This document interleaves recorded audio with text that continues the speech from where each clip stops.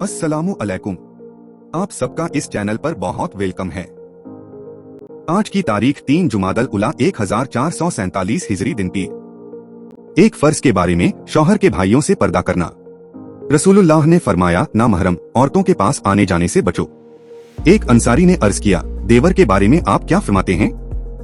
तो आपने फरमाया, देवर तो तुम्हारे लिए मौका है, यानी शौहर के भाइयों से पर्दे का बहुत ही ज्यादा एहतिमाम करना चाहिए।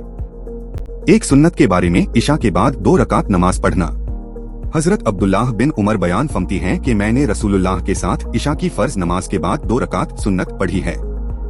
इशा की नमाज के बाद वित्र से पहले 2 रकात नमाज पढ़ना सुन्नते मुक्तदा है। एक अहम अमाल की फजीलत इंसाफ करना। रसूलुल्लाह ने फरमाया, थोड़ी देर का इंसाफ 60 साल की शब बेदारी और रोजा रखने की इबादत से बेहतर है। किसी मामले में थोड़ी सी देर का जुल्म अल्लाह के नजदीक 60 साल की नाफरमानी से ज्यादा सख्त और बड़ा गुनाह है। एक गुनाह के बारे में चांदी के बर्तन में पीना।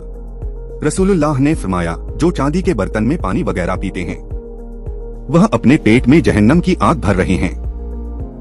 आखिरत के बारे में दोज़खियों का खाना। कुरान में अल्लाह ताला फरमाता है, दोज़खियों को खौलते हुए चश्मे का पानी पिलाया जाएगा और उनको खाने में कांटेदार दरख्त के अलावा कोई खाना नसीब न होगा जो न उनको मोटा करेगा और न भूख दूर करेगा। तिब्बे नबवी से इलाज, बीमारियों का इलाज। हजरत अनस के पास 2 शख्स आए, जिनमें से एक ने कहा, ए अबू हमजा, यह हजरत अनस की कुन्नियत है, मुझे तकलीफ है, यानी मैं बीमार हूँ। तो हजरत अनस ने फरमाया, क्या मैं तुमको उस दुआ से दम न कर दूं जिससे रसूलुल्लाह दम किया करते थे? उसने कहा, जी हाँ जरूर। तो उन्होंने यह दुआ पढ़ी, अल्लाहुम्मा रब्बन नास अद्दिबिल बस वाशफी अंतश शाफी ला शिफा इल्ला शिफाओ का शिफा आन ला युगाडिरु सकमा। कुरान की नसीहत।